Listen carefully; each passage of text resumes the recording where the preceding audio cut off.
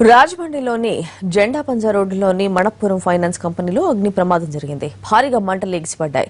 ఈ ప్రమాదంలో విలువైన డాక్యుమెంట్లు, ఫర్నిచర్, బంగారు వస్తువులు దగ్ధమయ్యాయి. షార్ట్ సర్క్యూట్ కారణంగా ఈ ప్రమాదం జరిగినట్లు తెలుస్తోంది.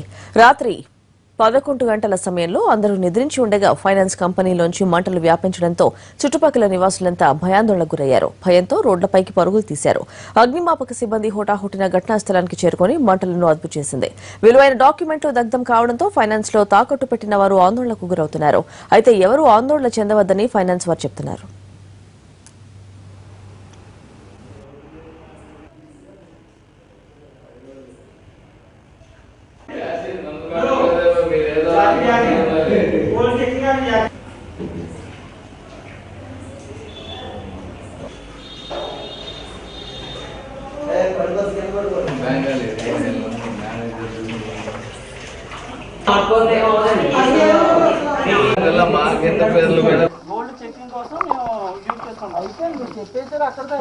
ప్రజెంట్ ఎంత అయింది ఏంటి అనేది మేము పొద్దుట చూస్తేనే కానీ ఏం చెప్పలేమండి. ఎందుకంటే షార్ట్ సర్క్యూట్ జరిగింది.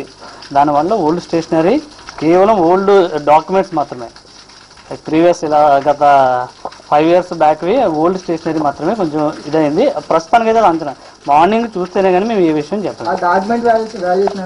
డాక్యుమెంట్ వాల్యుయేషన్ అవన్నీ కూడా నేను కరెక్ట్గా ఎగ్జాక్ట్గా చెప్పలేను సార్.